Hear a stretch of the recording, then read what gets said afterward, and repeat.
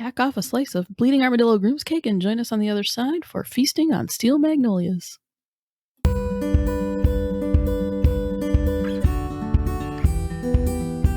Welcome to Feasting on Fiction. Thank you so much for joining us today. I'm your host, Anne, and joining me for the Steel Magnolias discussion are Kelly, Emily, and Liz. And we're really looking forward to talking to you. So let's go ahead and get started. My sort of first question, which is just why is it important to you? What is it about Steel Magnolias that makes you come back to it and love it after we just said it's been a long time, 31 years, right? I think that for me, it's one of the first movies I saw that was all women. It was all women. It was all strong women and how they interacted with each other. And the men were really, really, really side characters. And I don't think that hit me until many, many years later that was the case. Mm-hmm. But looking back, I think I probably really resonated with that at some level and not even realizing that's why it was resonating with me. Yeah, that's a really good point. Because I think, especially, we're all sort of generally the same age range. And so when it came out, that probably wasn't something that we would specifically look for. But as we got older, we kind of look back and go, oh, well, yeah, that makes sense now that and that they were clearly in charge of those menfolk. I mean, poor old, right, Truby's husband working on his oil rig and all Bud this. is such a sort of non-character. He's also there, but how, Truby is running that show. Yeah, the fact that there was no male singular character driving the story. Mm-hmm. Yeah. Right. There are just so many amazing one-liners in the movie too. It was like rapid fire, kind of like when you ever watch Gilmore Girls, not quite as fast. Like I feel like I have to keep up with that. It was more of like that Southern pace, but it was like, oh, bless her heart, or there's a story there, or, two pigs fighting under a blanket, or all like so many good, like that our family still uses all the time. Like every time, I would say almost every time we're together, someone drops a Steel Magnolias quote, right? It just fits every occasion. Yeah, absolutely. I mean, let's face it, there's a good Southern line for just about every occasion. Yeah. You just have to know what they are. Yeah, I agree. It's definitely a very quotable movie. That summer that I moved home after my freshman year in college, and I just remember every night, like I had a TV in my room with a VCR but no cable hookup, and so every night I alternated, like it was Steel Magnolias and Fried Green Tomatoes. Like those were my going to bed movies. Classic. Classics. And I think there was always a period of my life when I was like, I want to go live there. Like I want to go to the salon or I don't know, the beauty shop and have this group of women that you just hang out with. And you could see that obviously during the bad times, they took care of each other, but they were also just as feisty with each other as necessary. I mean, Lisa and I really like the way that you just got kind of dropped in right to where in the middle of everything. Yeah. And you immediately connection to every character and for each character to be connected to each other. It wasn't like you had to be introduced to this character and then the plot had to move in this way and then you had to go here. It was just bam, you're dropped into Shelby's wedding and you are in the middle of everything and there's gunshots going off and dogs losing hair and women losing food and people trying to find jobs and it's like, oh my God. So the chaos of it was very, I don't know, it was just exciting. It was an exciting thing to start a good way to start a movie, I think. But yeah, there was no build. It was just, here we are. Boom. This is our life here. Exactly. And of course, the wedding brings us probably, for most people, one of the most iconic food moments. And of course, it's the Bleeding Armadillo groom's cake, which I have seen. Right, great. How do you even make gray icing? And I've seen people recreate it and do it amazingly. I certainly am never going to attempt. That is not one you're going to see me attempt. Decorative. Liz could do it. I got a red velvet gray armadillo cake for a birthday once. My ex-husband made it, and he showed me the cat, like the pan that he made, and he used like cardboard as like the frame for the armadillo. It looked nothing like an armadillo. It looked like a big glob of gray. Like The effort was there, and it was very funny. It was a good surprise. I like that. I like just that the effort was made is enough, I think, in that case. That's amazing. Oh my gosh, that's too funny. One of my favorite moments in the movie around the Bleeding Armadillo is the aunt who made it is walking around with a plate of cake, and she's got its head on her plate. And then moments later, Weeza whacks off the rear of the armadillo and gives it to Shelby's dad. Yeah. And was I the only one that wondered, like, that tail? Was there actually cake in that tail, or is that just like that. What is that? I don't want to know. These days it would be fondant, right? But I don't know. In the 80s, would it be a big glob of buttercream? I don't know what was happening there. Who knows? An actual real tail. Right. I mean, I wouldn't put it. Did you see at the end of the movie? We see where she lives. She is out in the swamp. She may have had some sort of wild animal. We don't know. You gotta use what you have. Yeah, that's right. That's right. That's and that's a good Southern. You don't waste anything, right? And my mom is from the South, so there's a lot of truism to the way that they connect everything to food and to family. Everything is connected through whatever recipe somebody gave you, whatever family event you went to with so-and-so. Everything is connected in that way, Mm-hmm.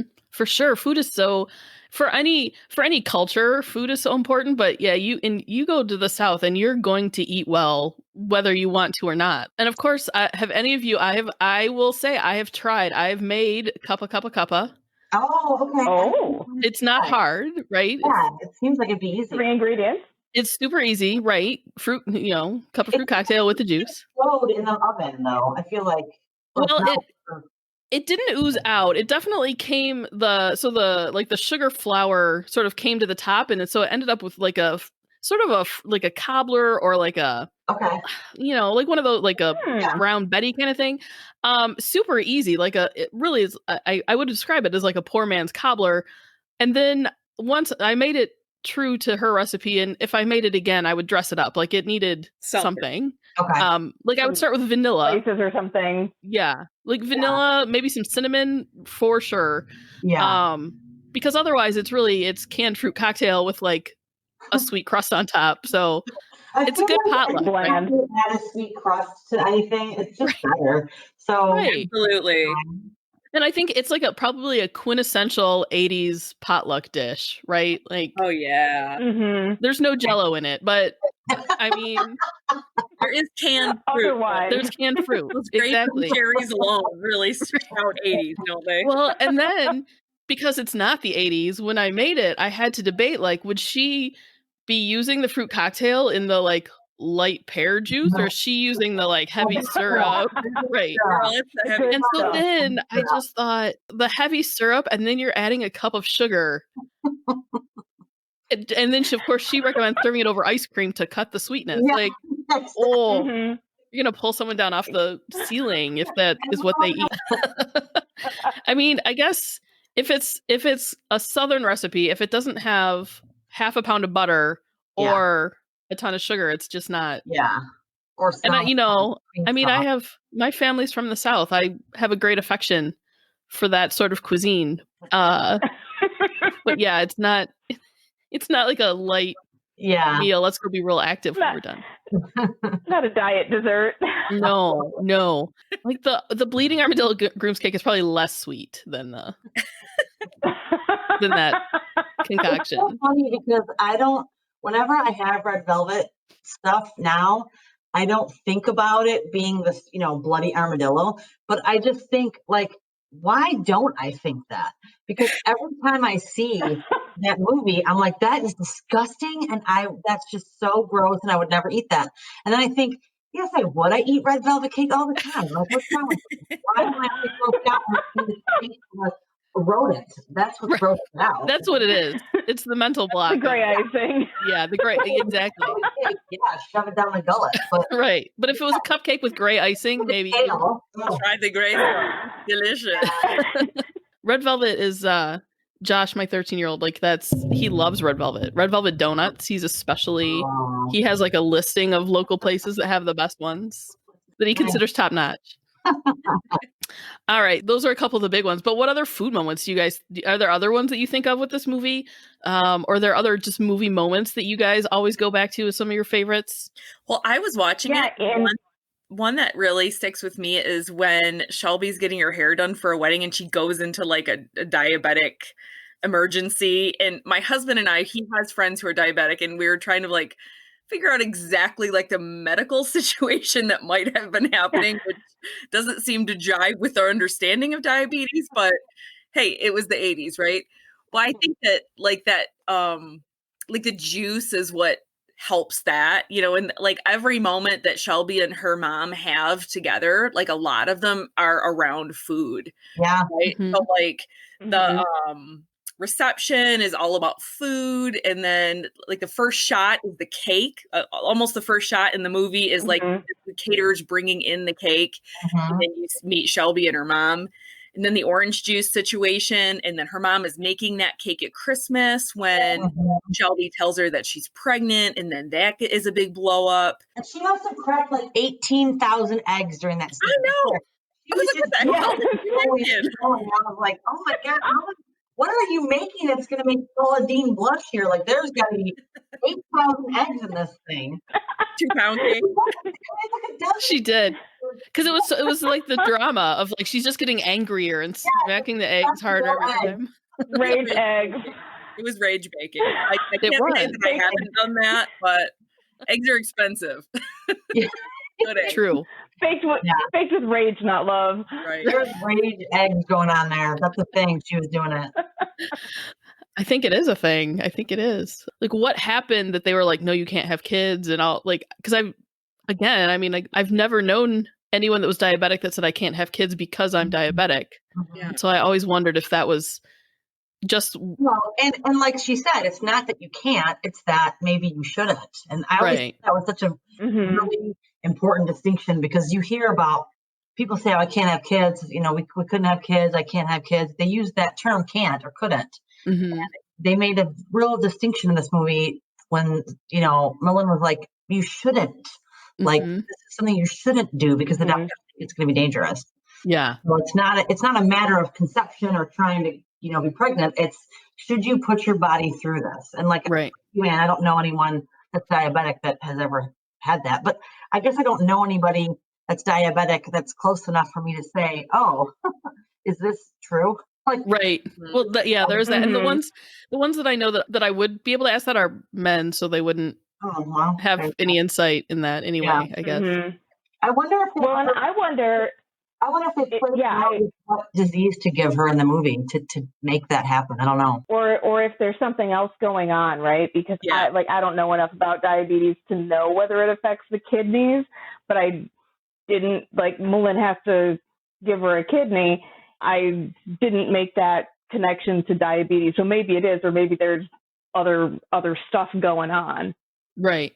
Or maybe it's just in the translation from play to movie, they had to be more specific. Right. Yeah. Because it's my understanding that the play takes place, like it's all in the beauty shop, right? Yeah. And so maybe I'm sure that's a huge reason why the men are such side characters, because we don't see them in the play. Yeah. Or if we do, it would certainly be just a quick moment from them passing through for some reason. Right. So they sort of had to add them in, and that's when we get the whole, like, you never explicitly see that there are issues with Shelby and Jackson, but obviously it's implied during that whole pregnancy thing with Malin that I think this is going to fix a lot of things. Well, I think that probably throughout history, women have learned that is not the way to fix a marriage, but right. I mean, this was before the internet, so maybe she didn't know. This wasn't. Can't Google it. It will add more stress and trauma, actually, but the idea of them just dropping you into their lives, there's so many like little channels of conversation that you're like, oh, I wish I knew what that meant.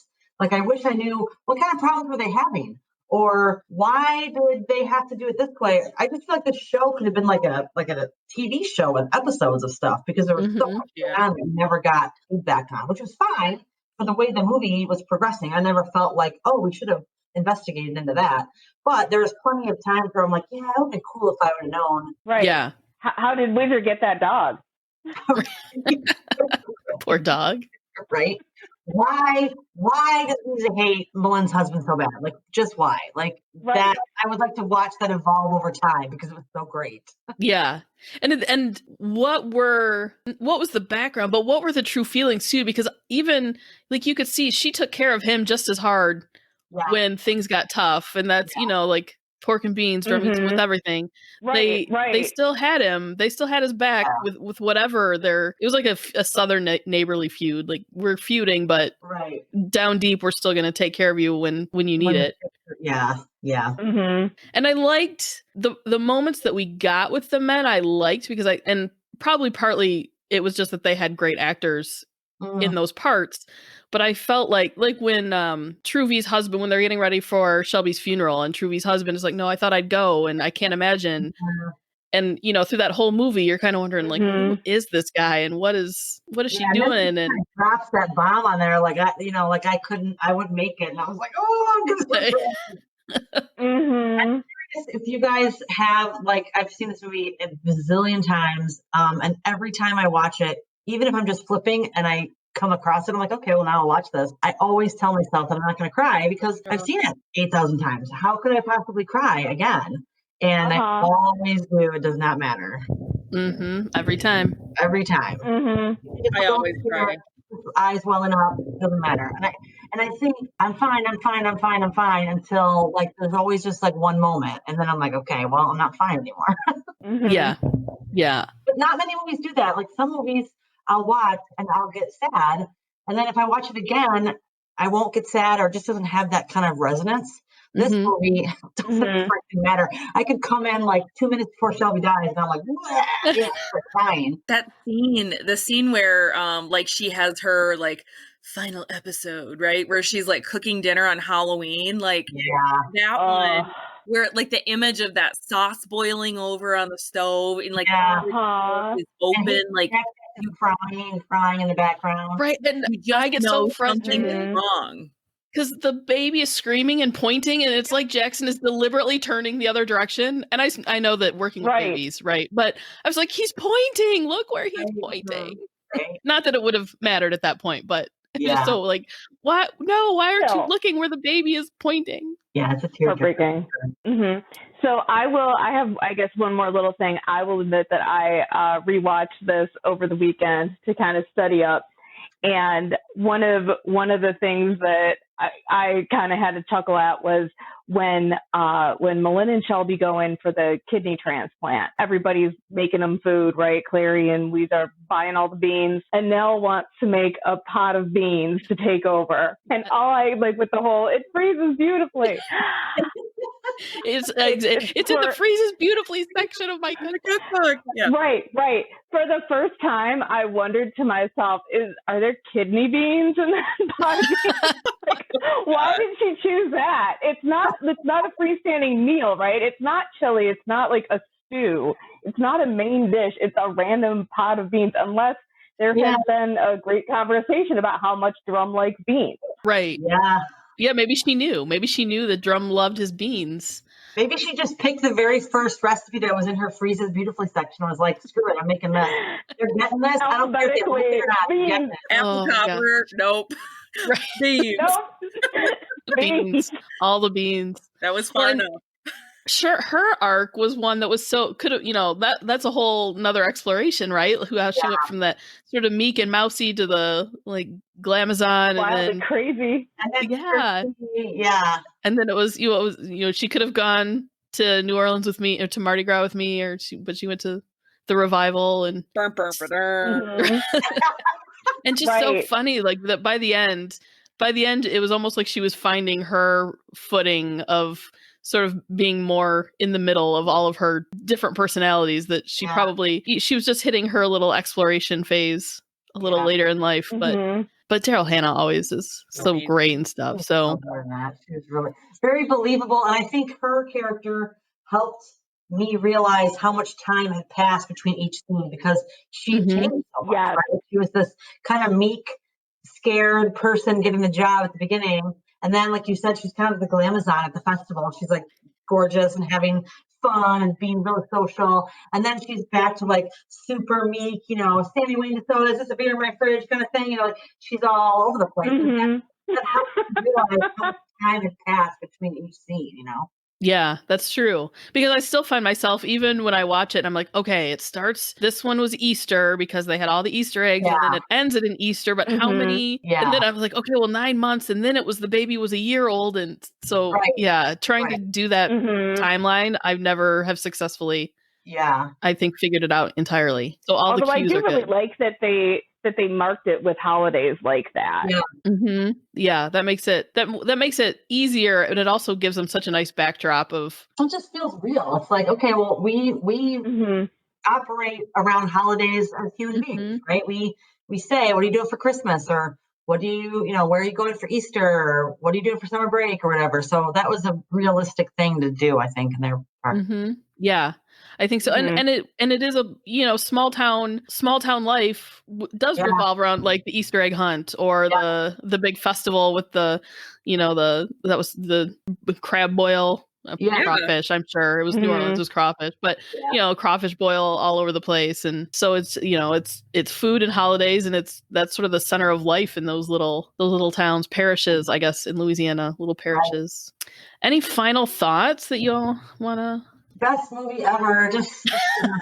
I love so many movies, but this is top 3 for me, hands down. I never get tired of watching it ever. I go back to it all the time. Like I watched it literally every night to every other night for several months, and I still I'll go back and watch it again now. It just stands the test of time. It's amazing how still real that movie feels. Definitely. I think the actresses just connect so well to each other, and they have that, I'm close to my mom and my sisters, and that's just, I see the connections that in my own family.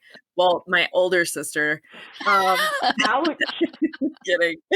I think it speaks to our connection, and our family is very connected through food as well. Not just at the holidays, but I still cook recipes for my family that I learned from my mom, that she learned from her friends, or we learned when we went somewhere and then tried to recreate that recipe. And that's the way that these kind of traditions pass on. And like you said, when you feel that you just get dropped into their reality, their relationship, it's just like it starts from minute 1, but they've started way before that. There's something that just connects to my experience in that too. Yeah, it's hard to believe that movie is over 30 years old now. Especially when I'm only 18. My math is right.